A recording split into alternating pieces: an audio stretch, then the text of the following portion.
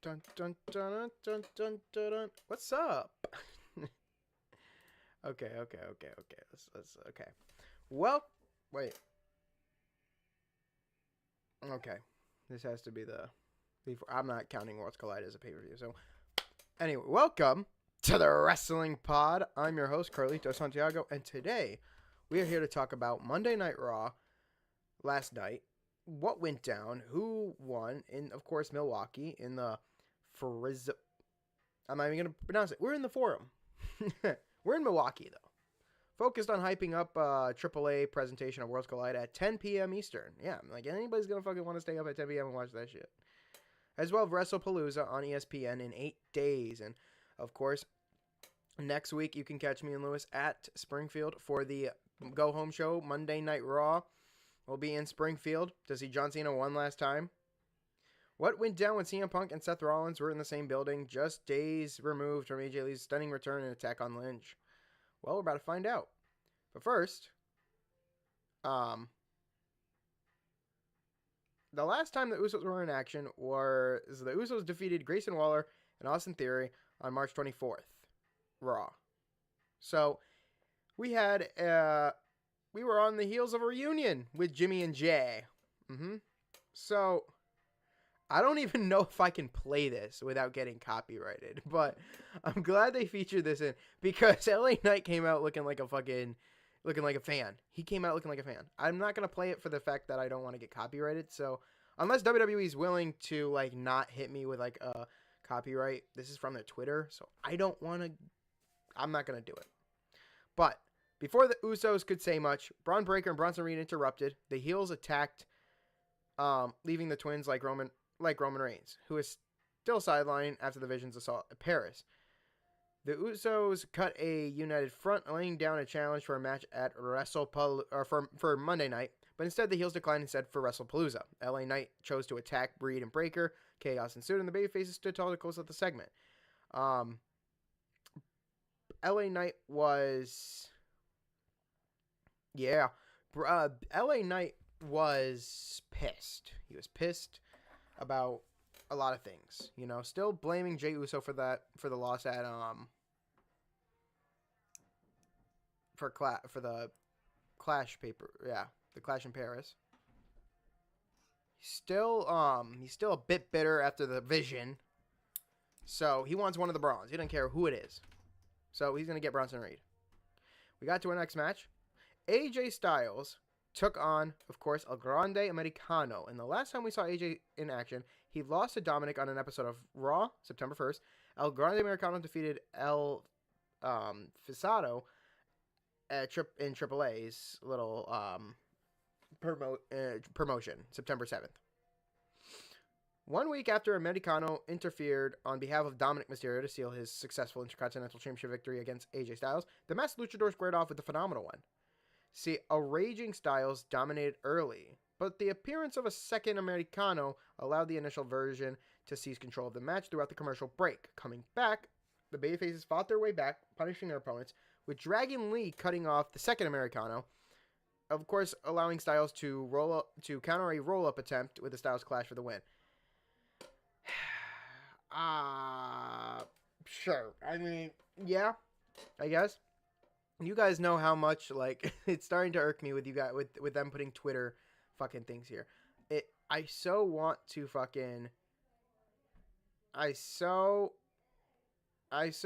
play these clips so you guys can see it, but I'm not going to for the copyright reasons. If I can't, let me know. If I can't get copyright from watching a Twitter thing, then let me know. So then I can play these for you. But for the meantime, I'm not going to. You don't have to like me, but you will respect me. Nikki Bella says top fighting Asuka tonight. Okay, cool. This match was fine for what it was worth, and multiple Americano gimmicks is fun enough, but it felt more like the same rather than the side, but basically repetitive, and that's one of the things why it led to the grade of C+. Honestly, the ending, the way they finished it was pretty fucking cool. I thought it was exciting. But yeah, when you do the same stuff over and over, it's a C+. And as for the opening show, yeah, I think it's a B. Pretty standard stuff.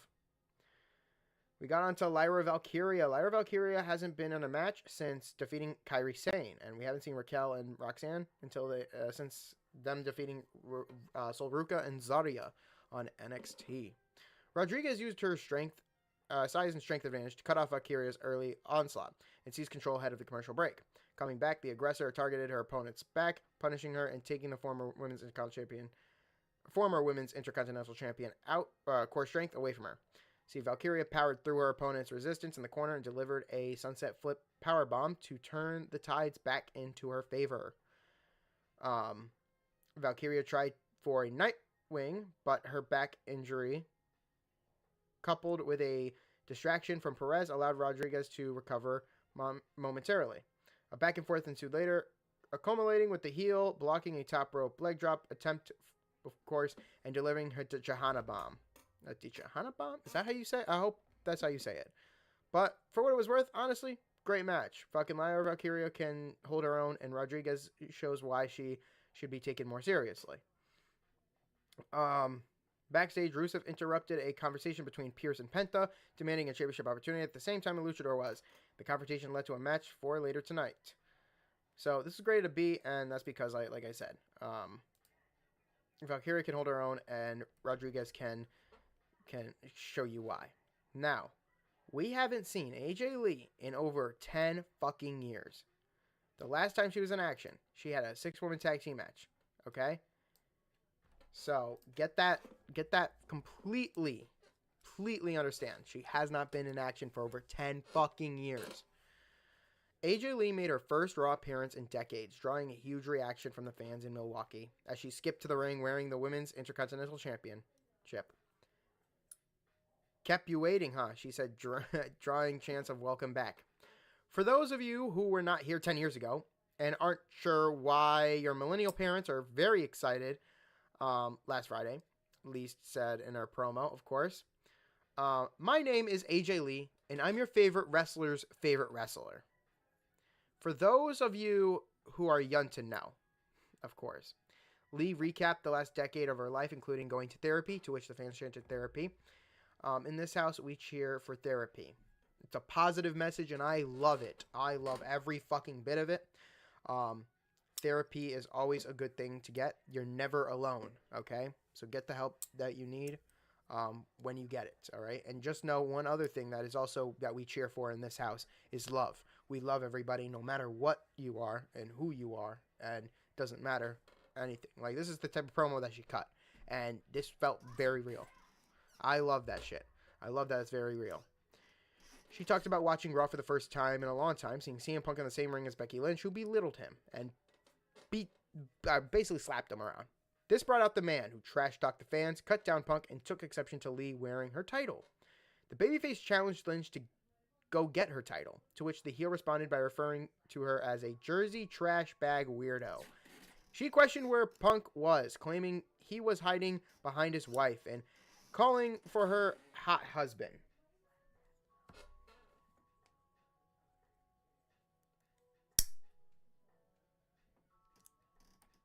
Anyway, Rollins joined Lynch in the aisle to "You both suck" chants.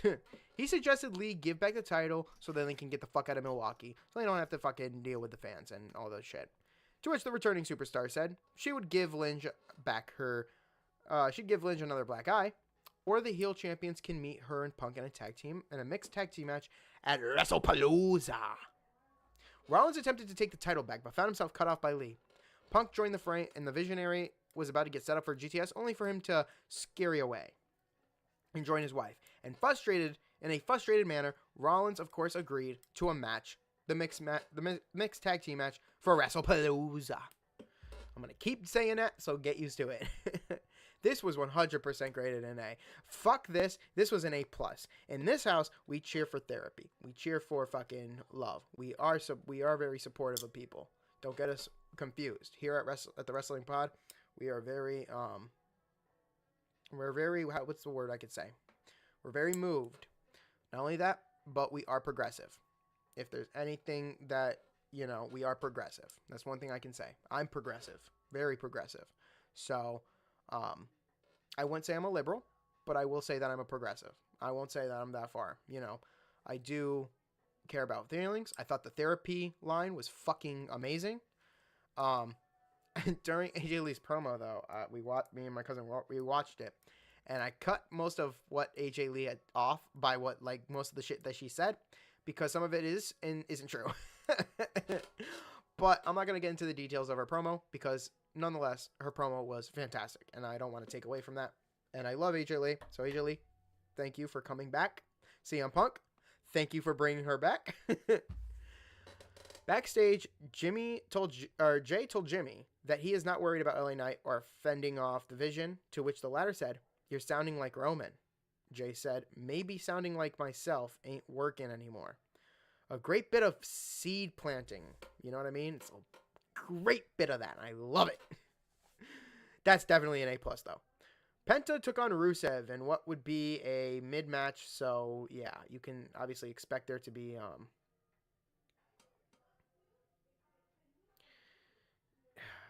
this is just, yeah. Penta weathered the storm early, surviving everything Rusev threw at him, while the Bulgarian Brute controlled the pace of the match. He mounted a comeback following the commercial break, though the New Day and Waller made their presence felt. See, the Luchador avoided the distraction and delivered a code red for a near fall. Later, as Penta scaled the top rope, Woods would halt his momentum momentarily, allowing Rusev to recover and catching his falling opponent with a Machka kick for the victory. Very off, too. Very off. Bayley, of course, doing a Hill vignette of her darker side and its darker side. And honestly, like, let me tell you, the latest Bayley video aired. In it, she sported black, flashed hints of a darker side, and asked for forgiveness from Lyra Valkyria, but admitted she can't forgive herself. We heard the voices of her heel alter ego mocking her and telling her to do what is right.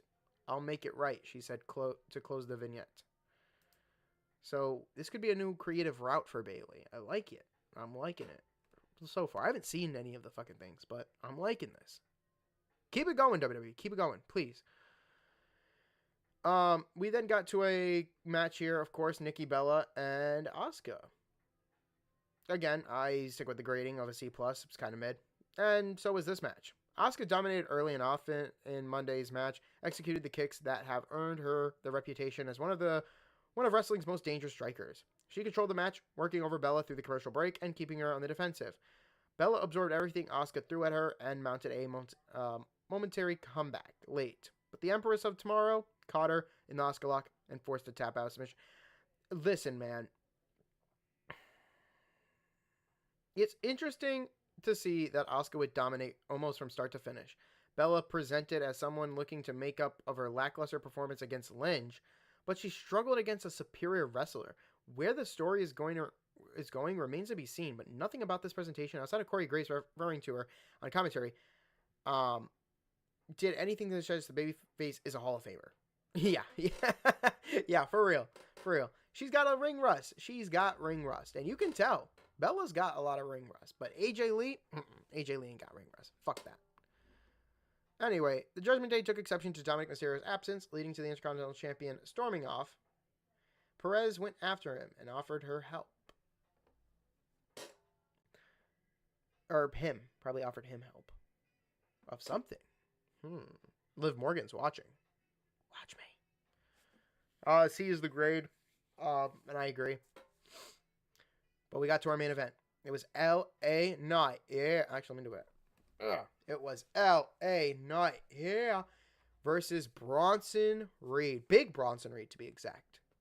See, Knight's war with the Vision continued in the main event of this week's show as he squared off with the man who previously damaged his ribs with his trademark Tsunami Splash. A momentary distraction by Breakker at ringside allowed Reed to halt the Megastar's early onslaught and down him, seizing control of the match and putting the popular star at a disadvantage. Of course, LA Knight better keep his head on a swivel tonight. Yeah, because there's another Braun out on the ringside here.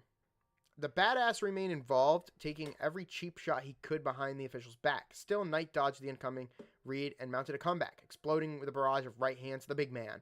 At ringside, Knight dodged a sprinting Reed, who exploded over the guardrail and into the timekeeper's area. The babyface leaped from the announce table onto the guardrail and then onto his opponent, which continued his comeback. Knight allowed himself to become distracted late, though, and Reed made him pay for it. He delivered a jagged edge, also known as a Death Valley driver, to secure the victory. The Vision beat down Knight after the match until Jimmy rushed to the ring to make the save. He had a spear, though, as the heels regained the upper hand. But then Jey came out, all big and fiery and all shits here. He took the fight to the heels, appearing to clear them out, but ultimately suffering another spear. See, Knight, of course, made the save with a steel chair to help Jimmy to his feet, and only to find himself on the receiving end of a spear from Jey, who drew boos and was overheard telling his brother, "We good now." So, yeah, that's what happened. I wish if I could play these clips, let me know in the comments if I could play these clips.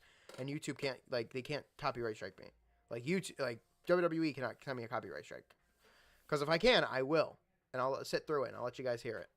If you guys can hear it. I don't know how that audio works. But, yeah, I'll play it. But, this is great at B. And I'm going to change it up to a B+ to give this show a little bit of something. But, yeah. What was the overall grade, though? See, WrestlePalooza feels like a legitimate huge show. And this week's Raw did a strong job hyping that show up. With addition, we had the addition of 2 high-profile matches in the Usos versus The Vision, and CM Punk and AJ Lee versus Seth Rollins and Becky Lynch, the latter of which was set up for the most significant segment of the night. The Bloodline Saga appears to be reintroducing itself into the WWE Universe in the form of Jey Uso's descent into becoming exactly what he fought against when he broke free of Roman's control and set out on his own path. Add to the impending match between Sky and Vakir, and the mounting tensions between the Genius of the Sky and her Damage Control teammates, Asuka and Kairi Sane, as well as the involvement of Rhea Ripley, and you have 2 threads to keep an eye on the women's division. Now, we only saw backstage bits of this, and this is why they were bringing that up. We only saw backstage bits of this. They were supposed to have a contract signing. Adam Pearce scrapped that immediately. Said, fuck no. We're not doing that. So we better be getting one in fucking Springfield. Or we better be getting something that's going to solidify the hype this match up, because I'm going to be there. Solid in-ring action capped off the broadcast and earned a above average grade. And with a B+ change, and of course a bunch of other grade changes, I'm going to bump this up to a B+. Or actually, you know what? Fuck it. We're going to keep it at a B. We're going to keep it at a B. I thought about it. We're going to keep it at a B. This is an alright show. I hope Springfield's better. I hope it's an A+ for Springfield. But we'll have to wait and see. Yeah, a lot of matches were good. I think the top segment you guys want to go out of your way and see is immediately the AJ Lee segment. Go check that out. That was fucking amazing. All of this. If there's any match you want to go watch, I would say the match that's worth it to me, honestly, is probably the 2 of them. This women's match, I know it's kind of, but again, Lyra Valkyria holds her own in this. And I would say the main event. Up to you guys. Again, you guys can go check that out. Let me know what you thought. Leave your comments down below in the comment section. Also, don't forget to drop a like, hit that subscribe button, and turn on post notifications so you never miss a stream. This has been the Raw review from the Wrestling Pod, and we are just days away before WrestlePalooza. I will see you guys in Springfield next week. If you guys want to check me out on Monday, I will also see you guys here next week on Tuesday to talk about the Raw before WrestlePalooza and our experiences. Also, do not forget, I will be making a video of our time at fucking Springfield. I'll get a lot of videos. You can also check my Instagram, because that's where I will be posting or be going live for the fucking, that's where I will be sending stories and shit for wrestling. I will fucking make sure I post a video or some shit, or get a video up of us there. Maybe cutting snippets of us at Raw. Celebrating 2 birthdays, actually. My cousin's birthday and, of course, mine. So, yeah. You guys want to check us out? We will be in Springfield next week, next Monday. You guys can see us there. But until then, I will see you guys on Saturday for the SmackDown summary. Peace! And also, cheer for therapy.